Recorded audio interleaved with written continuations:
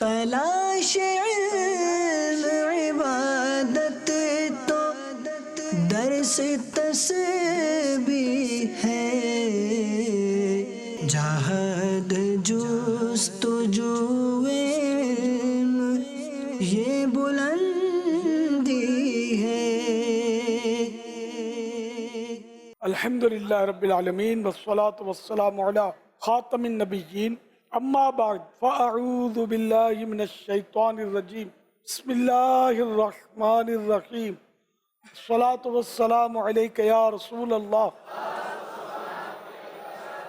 وعلی آلک واصحابک یا حبیب اللہ، الصلاة والسلام علیک یا نبی اللہ وَعَلَىٰ آلِكَ وَأَصْحَابِكَ یا نور اللہ۔ فرمان آخری نبی صلی اللہ تعالی علیہ وآلہ وسلم، بروز قیامت لوگوں میں سے میرے قریب تر وہ ہوگا جس نے دنیا میں مجھ پر زیادہ درود پاک پڑھے ہوں گے۔ صلو علی الحبیب صلی اللہ علی محمد۔ میرا باپا جان کی بارگاہ میں سوال یہ ہے کہ غربت کا دور چل رہا ہے اور مہنگائی کا دور چل رہا ہے، تو اس حوالے سے بھی مدنی پھول عطا فرمائیں کہ کس طرح ایک طالب علم جو ہے اپنی پڑھائی کو جاری رکھتے ہوئے ایک اپنا جو ہے ذریعہ معاش بھی جو ہے کر سکتا ہے، یا کاروبار وغیرہ اس طرح بھی، جس طرح آپ کے بارے میں ہم نے سنا ہے کہ آپ بھی جو ہے کاروبار کیا کرتے تھے عطر کا، اور بہت سارے سے کاروبار آپ نے کیے ہیں، تو اس حوالے سے جو ہے مدنی پھول عطا فرمائیں، اور یہ بھی ارشاد فرمائیں کہ کاروبار اور نوکری میں سے بہتر کون سی چیز ہے؟ طالب علم کو عام طور پر روزی روزگار کی فکر کم ہوتی ہے۔ یہ بعض ایسے غریب گھرانے ہوتے ہوں گے جس میں گھر میں سے مطالبہ ہوتا ہوگا کہ کما کے لاؤ، ورنہ جو اسکول پڑھتے ہیں وہ کون سا کما رہے ہوتے ہیں، بلکہ وہ اسکولوں میں تو خرچہ بھی ماں باپ کر رہے ہوتے ہیں، خود مطلب اپنا پیٹ کاٹ کے بھی تعلیم دلواتے ہیں۔ تو دینی طالب علم میں بھی شاید اس طرح کا کم ہوتا ہے کہ خود بھی کمائے۔ ریگولر جو تعلیم ہوتی ہے اس میں تو کمانے کا چانس کم ہوتا ہے، الا ایک امامت یا مؤذنی بعض کر رہے ہوتے ہیں۔ اب اس میں کیا مدنی پھول دوں؟ اگر گھر کے افراد مطالبہ کرتے ہیں تو پھر ریگولر تعلیم جاری رکھنا مشکل ہوتا ہے۔ اگر آدمی نوکری دھندا کرے تو امامت مؤذنی اس میں ریگولر تعلیم میں اتنا حرج نہیں ہوتا۔ باقی رہا میرا کام دھندا کرنا، تو میں نے تو درس نظامی تھوڑی آپ کی طرح جس طرح آپ لوگ جامعات المدینہ میں پڑھ رہے ہیں اس طرح تو پڑھا نہیں نا میں نے۔ کبھی نوکری آسان ہوتی ہے، کبھی بزنس آسان ہوتا ہے، لیکن وہ ہمارے یہاں کہاوت ہے بیپار کا پار نہیں۔ اب یہ کہ بیپار کی اتنی صلاحیت ہونی چاہیے، بیپار کے لیے یعنی تجارت کے لیے، بزنس کے لیے پیسے بھی ہونے چاہیے۔ دکان مختلف طرح کے بزنس ہوتے ہیں، تو موقع کی مناسبت سے ہی ہو سکتا ہے۔ پھر شرعی مسائل دونوں میں، بزنس میں بھی مسائل بہت ہیں، نوکری میں بھی مسائل ہیں، یہ آنے چاہیے۔ صلو علی الحبیب صلی اللہ علی محمد۔ مسائل شرعی جو ہیں وہ بیان کیے جائے عوام کے اندر آسان انداز کے اندر، یا گفتگو یا اپنے بیانات کے اندر ایسا انداز اختیار کیا جائے کہ عام فہم ہو، کہ ایک کم پڑھا لکھا فرد بھی جو ہے وہ بات کو سمجھ لے۔ اس کے حوالے سے آپ کیا ارشاد فرماتے ہیں؟ اب مشکلات تو ہیں اس میں۔ اب آپ نے جیسے شرعی کہا، شرعی عوام نہیں سمجھیں گے، جنرل عوام ہے نا جو سڑکوں پہ پھرنے والی، وہ نہیں سمجھیں گے۔ شریعت میں سمجھتے ہیں، جو مجھے جو معلوم ہوا ہے، یا ہم لوگ جسے بولتے ہیں حقدار، یہ سمجھتے ہیں مستحق میں، حقدار میں کم سمجھتے ہیں۔ یہ آزمائش تو ہے۔ مطلب اب شرعی اصطلاحات جو ہوتی ہیں یہ تو تبدیل ہو نہیں سکتی۔ ویسے موقع پر یہ کہ جب بولنا پڑ جائے تو کوشش کی جائے کہ اس کا آسان بھی کر دیا جائے، جس کو تسہیل بولتے ہیں، تسہیل کر دی جائے۔ وہ تسہیل کو بھی آسان کرنے کی حاجت ہے، تو یہ ایک صورت ہے۔ اسی طرح سر انجام، شاید کچھ تو ہوں گے جو کنفیوز ہوتے ہیں کہ یہ کیا ہوتا ہے، نہ سر بھی اور انجام بھی. تو اب یہ ایسے الفاظ جو نہیں ہماری زبانوں پہ تو چڑھے ہوئے ہوتے ہیں اور اس وقت کوئی سوچنا بھی نہیں پڑتا کہ بولے کیا. تو اس لیے کوشش کی جائے عوام میں جب بیان ہو، مبلغین کو، ہمارے دعوت اسلامی کے ائمہ کرام بھی تو بیان فرماتے ہوں گے، خطبہ، مدرسین.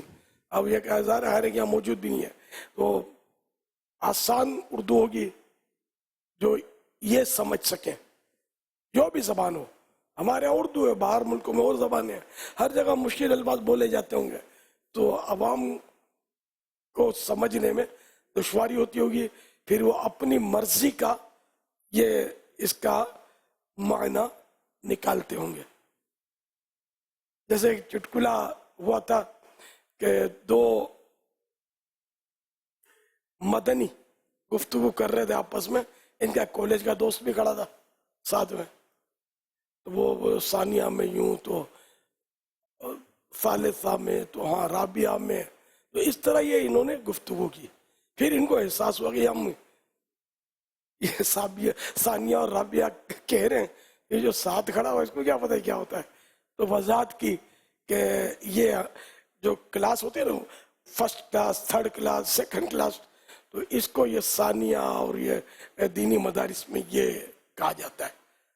تو وہ بولا کہ یار میں بھی سوچ رہا تھا یہ مولانا کو کیا گیا کہ لڑکیوں کی باتیں کر رہے. رابعہ تو ہوتا ہے، نام ہوتا ہے نا، ثانیہ بھی نام ہوتا ہے لڑکی کا. ثالثہ نہیں سنا میں نے، دونوں سنے میں نے، ثانیہ اور رابعہ. اسی طرح ایک طالب علم ثالثہ سے رابعہ یعنی فورتھ کلاس میں گئے، تو ان کا بھی ایک سنا گیا واقعہ کہ ان کو مطلب کسی سے وہ دوست کو شاید فون پر کہہ رہے ہوں گے یا بات کر رہے ہوں گے کہ وہ رابعہ کی کتابیں لینی ہے. اب اتفاق سے ان کی کزن رابعہ تھی. امی نے سن لیا، رابعہ سے تجھے کیا مطلب، تو اپنی کر. اب یہ تو بیچارے پھنس گئے، رابعہ کی کتابوں کی تو کی فکر کر رہا ہے. بولا امی میں تیسرے درجے میں تھا، فورتھ کلاس میں گیا ہوں، چوتھی کلاس میں، تو چوتھی کلاس کو ہمارے مدرسے میں رابعہ بولتے. تو یہ مطلب اب وہ عوام کے سامنے مدرسوں کی لینگویج جو تھی نہیں چلتی ہے. تو اس طرح کے چٹکلے تو کئی ہوتے رہتے ہیں، آپ کے ساتھ بھی ہوا ہو کبھی. آپ بھی چاہیں تو مطلب شیئر کر سکتے ہیں کہ جس میں ایک مشکل لفظ کی وجہ سے مطلب ہے کہ گڑبڑ ہو جاتی ہے.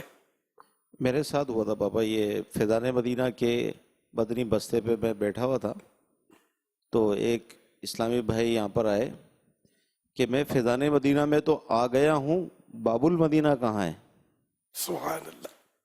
ہزارے ہماری اصطلاح ہے، اصطلاح تھی. تو ہم نے اسی لیے اب اس کو بھی کہ اس طرح کے لوگوں کو کنفیوژن بھی ہو سکتی ہے، تو پھر واپس کراچی آ گئے. جی پھر سمجھایا ان کو میں نے. یہ بغداد رضا عطاری، درجہ تخصص فی الفقہ والاقتصاد الاسلامی. آج الحمدللہ دستار فضیلت الحمدللہ ہوئی تخصص کی. باپا سب سے پہلے تو آپ کا شکریہ ادا کرنا تھا کہ آپ نے اتنا پیارا میں ماحول عطا فرمایا، مزدلیل کے سر پہ عزت کا تاج عطا فرمایا. اللہ تبارک و تعالیٰ آپ کو اس کی جزائے خیر عطا فرمائے. سوال عرض یہ تھا کہ الحمدللہ دعوت اسلامی کی برکت سے کئی مرتبہ محافل میں یا ایسی جگہوں پہ جانا ہوتا ہے کہ جہاں پر لوگ عزت سے نوازتے ہیں اور آگے موقع دیتے ہیں، اسٹیج پہ بٹھاتے ہیں یا کوئی عزت کے مقام پر بٹھاتے ہیں، تو اس وقت ہمارے دل کی کیفیت کیا ہونی چاہیے؟ بعض مقامات پر ایسا بھی ہوتا ہے کہ لوگ اس کے برعکس کرتے ہیں کہ وہاں پر ہمیں عزت کی جگہ پر نہیں بٹھاتے، جس طرح عام لوگ ہوتے ہیں اسی طریقے سے ہمیں بھی وہیں نارمل جگہ میں بٹھایا جاتا ہے. تو اس وقت دل میں عجیب و غریب بعض دفعہ کیفیت ہوتی ہے، تو اس وقت ہمارے دل کی کیفیت کیا ہونی چاہیے، ہمیں کیا سوچنا چاہیے، اس حوالے سے رہنمائی فرما دیں. یہ واقعی ایسا ہے کہ جس کو آگے بلایا تو وہ بعض اوقات یہ کہ آدمی کا پھولتا تو ہے نا، اور جس کو نہیں بلایا اس کو صدمہ ہوتا ہے.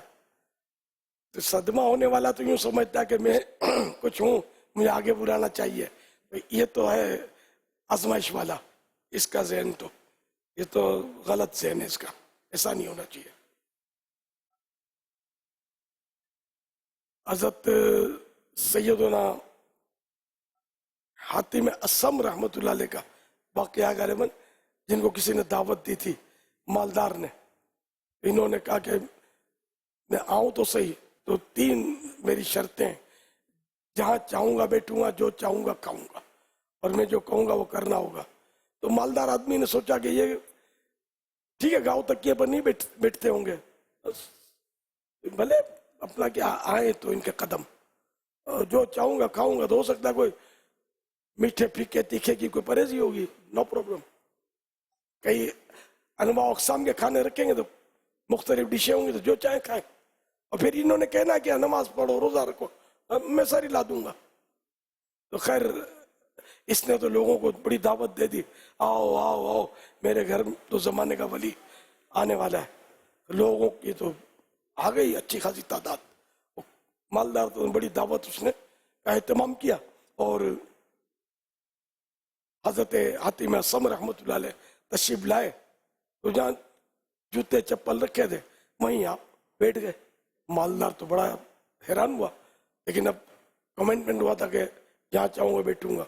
फिर यह कि जब खाना शुरू हुआ तो इन्होंने मालदार के खाने को हाथ नहीं लगाया, अपनी झोली में हाथ डाला, सूखी रोटी निकाली, खानी शुरू कर दी। अब दूसरी शर्त भी हैरत अंगेज थी, अब पता नहीं तीसरी क्या होगी। इन्होंने हुक्म दिया कि अंगीठी लाओ, इन्हें चूल्हा लाओ, तो चूल्हे में आग रोशन करो और तवा लाकर इस पे उलट दो, बड़ा तवा होना चाहिए। इंतजाम हो गया। अब तवा जब अच्छी तरह तप गया, सुर्ख हो गया, तो अब उस पर आप नंगे पांव खड़े हो गए और फरमाने लगे कि आज के खाने में ने एक सूखी रोटी खाई है। तो फिर उतर गए, बोला आपने जो माल मसाला खाया है, एक एक आकर इस पर इसका हिसाब दो, ये क्या क्या खाया है। अब लोगों की तो चीखें निकल रही कि आप तो अल्लाह के वली, नेक बंदे, और ये तो आपकी तो करामत है, हम तो ये नहीं कर सकते। इरशाद फरमाया, मैंने क़यामत का नक्शा खींचा और फरमाया सुम्मा लतुसअलुन्ना यौमइज़िन अनिन नईम, फिर तुझसे हर नेमत के बारे में सवाल होगा। तो उस वक्त तुम्हारे अंदर कौन सी करामत आ जाएगी कि क़यामत की तपती हुई जमीन पर तुम खड़े होकर अपनी जिंदगी भर का हिसाब दोगे। आज तो सिर्फ एक खाने का नहीं दे पाते आप दुनिया के गर्म तवे पर। तो इस तरह लोगों को बड़ी आपने नसीहत की, नेकी की दावत दी। तो ये बुजुर्गान दीन का अपना अंदाज, हमारा अंदाज, तो अव्वल तो ये आगे बैठने की हिर्स ना करे, फिर भी अगर कोई बिठाता है तो तकल्लुफ ना करे, बिला वजह खेचमतानी ना करे। कि वो आला हज़रत रहमतुल्लाह अलैह ने मौला अली का कौल फतह रज़िया में नकल किया कि जिसको लोग इज्जत की जगह पर बिठाएं फिर भी वो ना बैठे तो गधा है। ठीक है, अब इज्जत का एहतमाम है तो अल्लाह का शुक्र अदा करे, लेकिन अपने दिल को बहरहाल काबू में रखना जरूरी है। हजरत इमाम गजाली रहमतुल्लाह अलैह कहीं सफर पर थे, तो कहीं दर्स हो रहा था, उलमा जमात थे, तो दर्स हो रहा था, तो किसी ने कहा क़ाल अल गजाली। इमाम गजाली अपने बहुत सादा होते थे, तो ये इन्होंने जब सुना ना क़ाल अल गजाली, गजाली फरमाते हैं, तो इनको ये डर लगा कि कहीं गजाली को पहचान भी ना ले कि ये बैठा हुआ है। तो आप तो चुपके से उठे, वहां से निकल गए। यानी ऐसे थे। हमारे यहाँ तो कोई हमारी मिसाल दे तो हम जरा वो कान और साफ करके और सुने के आगे क्या बोलता है। ये लोग बाजी ले गए, जीत गए, जिंदगी की बाजी जीत गए। हम लोग बड़ी आजमाइश में। बहरहाल के आगे बिठाएं, ये ख्वाहिश ना हो, फिर भी लोग बिठाएं तो इस्तिगफार करे कि कहीं हम हुब्बे जहाँ में ना पड़ जाए। और अगर ना बिठाए तो रंज पैदा होना होता है, ये अपना मतलब है कि मजबूरी है कि बाजों को रंज पैदा होना, تو اس کو دبائے, کسی پر اس کا اظہار نہ کرے, اور جس نے نہیں بولا ہے اس سے ناراض بھی نہ ہو, ورنہ بول پڑیں گے تو اپنی بے عزتی کروائیں گے. پھر لوگ بٹھائیں گے نا تو آپ کے شر سے بچنے کے لیے مروت میں بٹھائیں گے, عقیدت سے نہیں بٹھائیں گے. مشکل ہے, ٹھیک ہے نا. اللہ پاک عافیت نصیب فرمائے, اللہ حقیقی عاجزی نصیب فرمائے. صلو علی الحبیب صلی اللہ علی محمد. یہ سوال یہ تھا کہ بہت سارے ایسے بچے ہیں جو درس نظامی کے ساتھ ساتھ دنیاوی تعلیم بھی پڑھ رہے ہوتے ہیں, دینی تعلیم کے ساتھ ساتھ وہ دنیاوی تعلیم بھی پڑھ رہے ہوتے ہیں. بعض کالجز, اس کے بعد یونیورسٹیز وغیرہ, اگر درس نظامی مکمل بھی ہو جاتا ہے تو ان کی یونیورسٹیز وغیرہ چل رہی ہوتی ہے, تو وہاں پہ بس اوقات ان کی اس طرح کی ڈریسنگ وغیرہ نہیں ہوتی ہے جس طرح ایک مدنی کی ہونی چاہیے.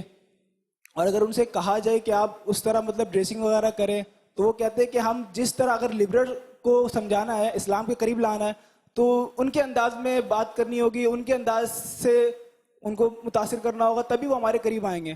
ورنہ اگر ہم اس طرح کے حلیہ یا اس طرح گیٹ اپ لے کے جائیں گے ان کے پاس, یا مولوی بن کے جائیں گے, تو وہ دیکھ کے ہمیں جو ہے نا مطلب راستہ بدل لیں گے. اس طرح کے ان کے الفاظ ہوتے ہیں. تو ایسی سوچ رکھنا کیسا؟ اب یہ تو ذرا اپنی اپنی سوچ ہوتی ہے. اگر یہ میں نے سوچا ہوتا نا تو شاید ہم سب مل کے بیٹھے نہ ہوتے. اتنے سارے تو مل رہے ہیں اور انہیں پر کام کریں تو عمر تمام ہو جائے.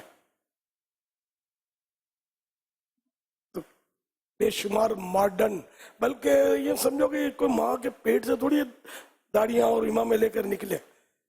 تقریباً آپ کو جو مبلغین ہیں تو ایک سے ایک اس میں ملیں گے آپ کو کہ جو مطلب ان کے کردار اچھے بھی نہیں ہوتے لیکن یہ کہ آخر کار وہ قریب آئے اور آپ کے سامنے ان کا رنگ ہے. تو یوں اگر اپنے سوچ بنائیں گے کہ ماڈرن کو لینے کے لیے ہم ماڈرن بن جائیں تو یہ تو پھر ہم نے تو پہلے ہی مطلب اپنا تو کر دیا نا حساب کتاب پورا. وہ تشریف لائیں یا نہ لائیں ہمارے ساتھ, یہ نفس کی ہلا بازیاں مجھے تو لگتی ہیں.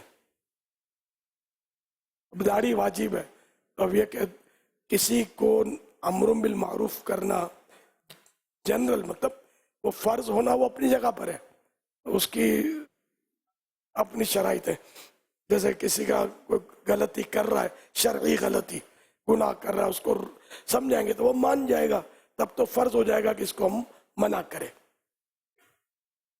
ورنہ گناہ گار ہوں تو اس کے لیے تو ظاہر ہے کہ ماڈرن ہونا بھی ضروری نہیں ہے, نہ داڑھی والا ہونا ضروری ہے. شیوڈ جو ہے بالفرض اس نے بھی کسی کی شرعی غلطی دیکھی, گناہ دیکھا, اور اس کا زن غالب ہے کہ میں بولوں تو مان جائے گا, اس پر بھی واجب ہو جائے گا. ہے واجب بولتے لیکن ہے ویسے فرض ہے یہ, تو یہ فرض ہو جائے گا اس پر کہ اس کو یہ اس گناہ سے باز رکھے, سمجھائے اس کو. تو اب اس کے لیے باقی اب مستحب امر بالمعروف, تو اب ہم ایک ماڈرن کو قریب کرنے کے لیے ہم خود ماڈرن بن جائیں اور بہت سارے مستحبات ہمارے چھوٹ جائیں. اور اگر داڑھی ہی چھوٹی کر دی تو خدا نہ خواستہ تو واجب بھی ترک کیا اور مسئلہ ہو گیا. مذہبی گیٹ اپ دیکھ کر بھی فائدہ ہوتا ہے. لوگ قریب آتے ہیں عام طور پہ کردار کی وجہ سے. داڑھی, امامہ اگر ہے, زلفیں ہیں, لباس سنتوں بھرا ہے, آپ کچھ بھی نہیں بولیں گے نا. اگر اندر سے آپ واقعی نیک طبیعت ہیں تو اللہ پاک لوگوں کے دلوں میں آپ کی کشش پیدا کرے گا, لوگ آپ کے قریب آئیں گے اور آپ سے سننا پسند کریں گے. اللہ پاک ہم سب کو نیک بنائے. ایک بار میں کہیں تھا, شامیانہ تھا, کافی لوگ جمع تھے, اس میں مذہبی لوگ بھی تھے, دعوت تھی ہوئی. تو وہاں وہی باتیں چیتے کہوں کا زور جیسا ہوتا ہے یہ ہو رہا تھا. میں غالباً اکیلا تھا, میں بھی ایک جگہ بیٹھا تھا ٹیبل کرسی پہ. تو ایک آدمی آیا, شیوٹ تھا, اس نے مجھے سلام کیا اور بولا کہ میں کپڑا مارکیٹ پہ میری کپڑے کی دکان ہے. کپڑے کی دکان, کپڑا مارکیٹ میں ہو نا کسی پہ کسی کی, تو یہ سمجھو کروڑوں پتی آدمی ہے, پارٹی ہے. خیر بولا میں نے دیکھا کہ یہ سب لوگ زور شور سے لگے ہوئے اور آپ سنجیدہ بیٹھے ہیں, تو میں نے چلو مولانا کو میں کمپنی دیتا ہوں. اب یوں کر کے میرے ساتھ بیٹھ گیا. تو اس طرح کی بھی طبیعتیں ہوتی ہیں کہ یعنی وہ شور کرنے والوں سے متاثر نہیں ہو رہا تھا, میں چپ چاپ بیٹھا تھا. اب میرے ساتھ کوئی تھا نہیں ورنہ شاید میں آزمائش میں پڑ جاتا اچھا کہ میں بھی ظاہر بات چیت کرتا. تو اس طرح مطلب ہے کہ لوگ پسند کرتے ہیں, ایسا نہیں ہے کہ سارے ناپسند کرتے ہوں. ایک بار میرے پاس ایک تاجر آیا تھا جوڑیا بازار کا, شہید مسجد کھارا در میں. اس نے تو وہ مجھے بات چیت کرتے ہوئے چھوٹ میں کہا کہ یہ کیا ہے کہ یہ مولانا لوگ جو ہیں ہم لوگوں کی طرح ہا ہا ہا کر کے ہنستے ہیں. بہت پرانی بات ہوتا رہا, یہ دنوں شہید مسجد تھا آپ کی, تو شاید ہی کوئی پیدا ہوا ہوگا آپ میں سے. تو یہ ایسا سبق سکھایا اس نے مجھے یہ نہیں کہا کہ تم کیا لگاتے ہو, یعنی کہ مجھے سمجھ میں آئی کہ یار لوگ نوٹ کر رہے ہوتے ہیں ہم لوگوں کو, یعنی خود بھلے بولتا ہے ہم آ کرتے ہیں, مولانا کیوں کرے.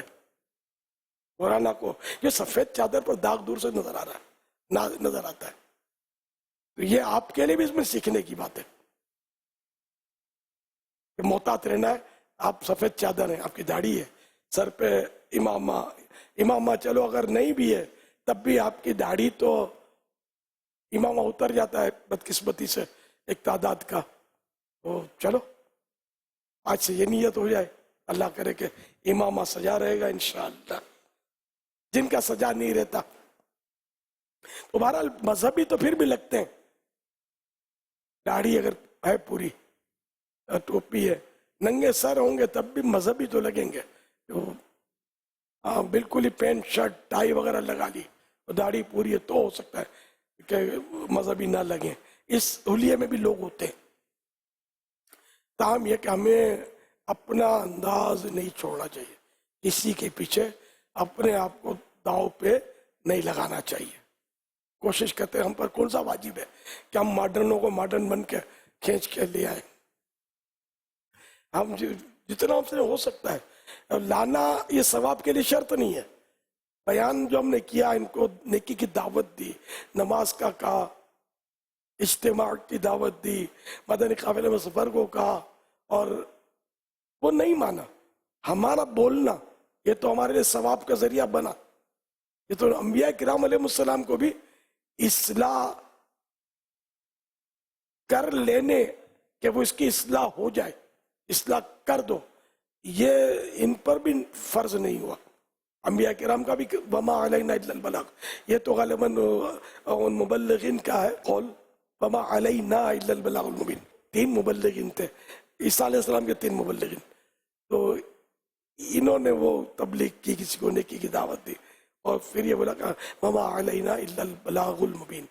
ہمارا کام تھا کہ آپ کو کھول کر ہم بیان کر دیں.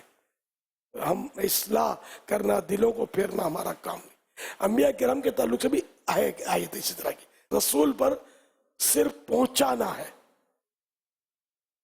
رسول صرف پہنچا دے.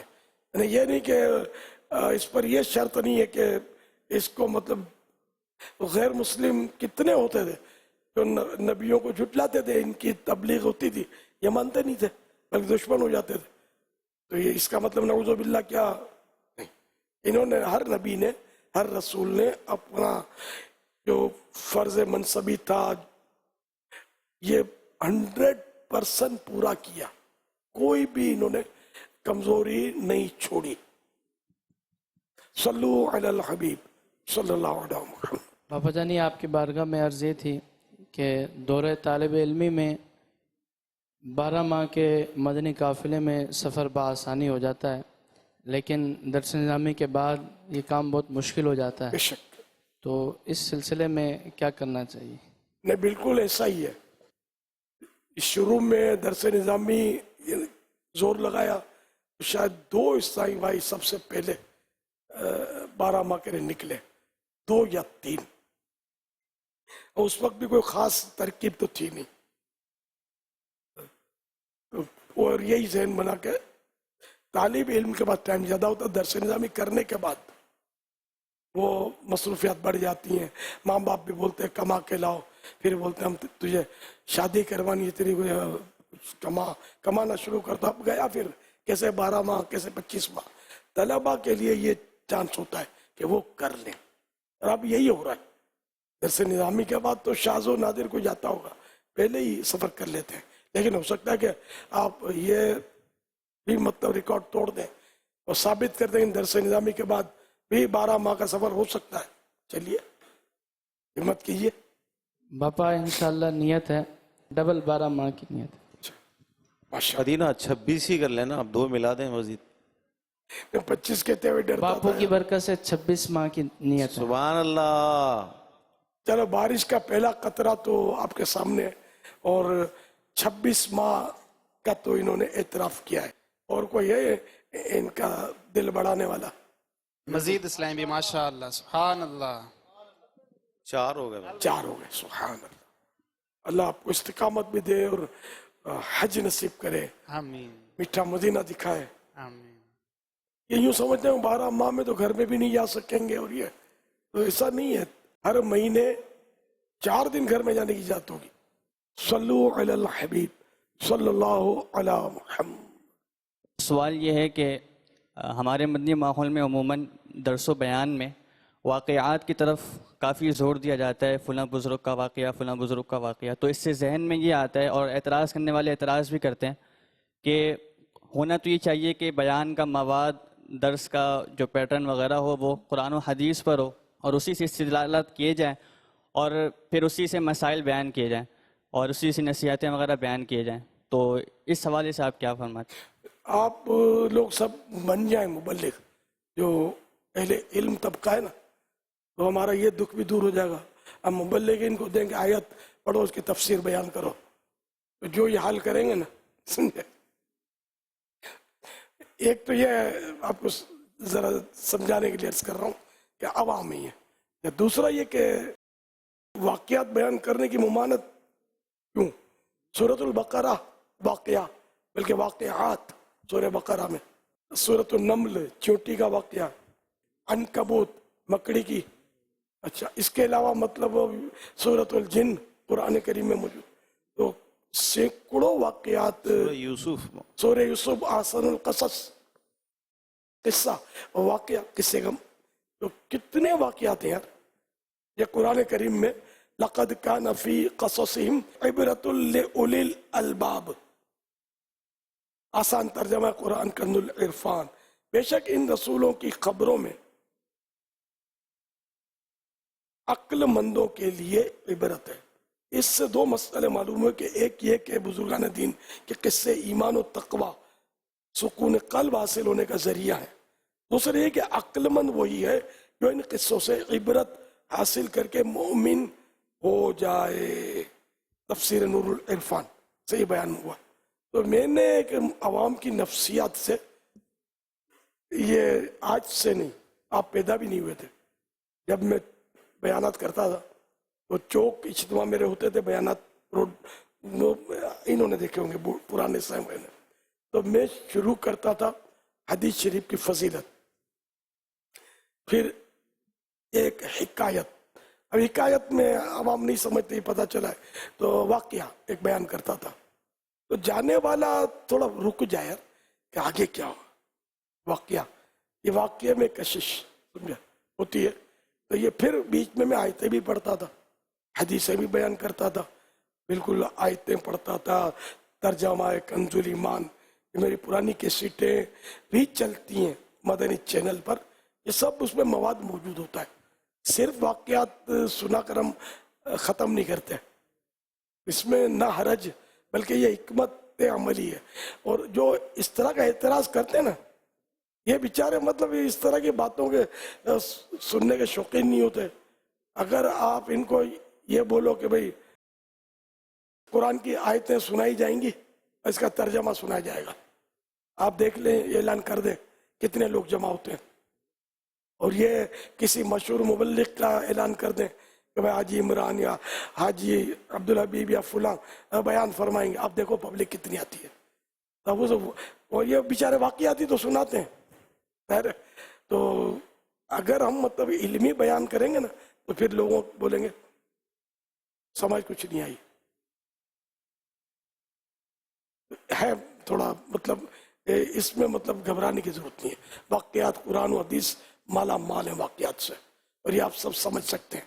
वाक़या बयान करना कोई जुर्म नहीं है।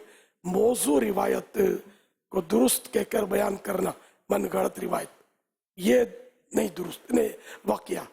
अगर सबक आमोज है और ये तो फिर उसमें भी गुंजाइश है, शेर ने कहा और लुमड़ी ने कहा और चीते ने यूं जंप लगाई, तो इस तरह के वाक़यात तो शेख सादी ने कितने बयान किए, मौलाना रूमी रहमतुल्लाह अलैह ने कितने बयान किए।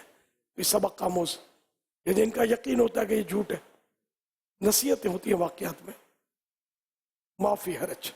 सल्लु अलल हबीब सल्लल्लाहु अला मुहम्मद।